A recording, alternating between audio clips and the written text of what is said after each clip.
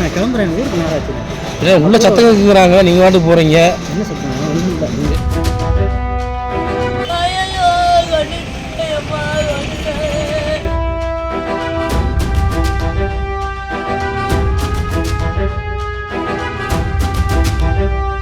நீங்கள் அடிச்சு விட்டீங்க, எதுவும் இதாக போச்சுன்னு வாங்கின கூடங்க.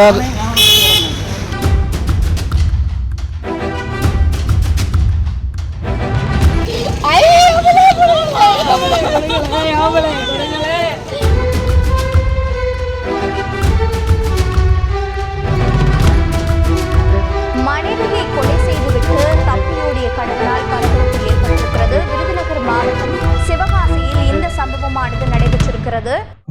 என் ஒய்ஃப் எனக்கு ஃபோன் போட்டாங்க. ஃபோன் போட்டு கதறி அழுதாங்க. என்னம்மான்னு கேட்டேன். பார்த்து இந்த மாதிரி சொன்னாங்க. அப்புறம் வந்து பார்த்து உள்ளே போய் பார்த்தேன். நான் ரத்தம் சிதறி கடந்து இறந்த நிலையில் கிடந்தாங்க. காலையில் கூட நான் அவங்கள பார்த்துட்டு தான் போனேன். ஸ்கூலுக்கு அவங்க பிள்ளை நான் தான் டெய்லி கூப்பிட்டு போவேன். நான் காலைல போகும்போது கூட கூப்பிட்டு போனேன். பார்த்துட்டு சிக்கன் கொடுத்து சாப்பிடுங்கன்னு சொன்னாங்க. அப்புறம் அவங்க பிள்ளைய போய் இறக்கி விட்டுட்டு அவங்க பிள்ளையோட சொல்லிட்டு வந்தேன். அப்பா அம்மா சண்டை ஓட்ட நீ கண்டுக்காத, விட்டு நீ உன் படிப்பை பாருன்னு சொல்லிட்டு வந்தேன்.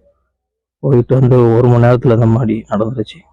காலையிலோட 2 பேரும் சேர்ந்து நின்றுட்டு இருந்தாங்க. நான் போகும்போது பார்த்தாங்க. அப்பா ஊருக்கு போயிட்டு அவர் சொல்லிட்டு தான் போனார். போன கொஞ்ச நேரத்தில் இந்த மாதிரி 2 பேர்த்துக்கு நடந்த சண்டையில் அவர் கத்தி வச்சு களத்தில் குத்தி கொண்டுட்டார்.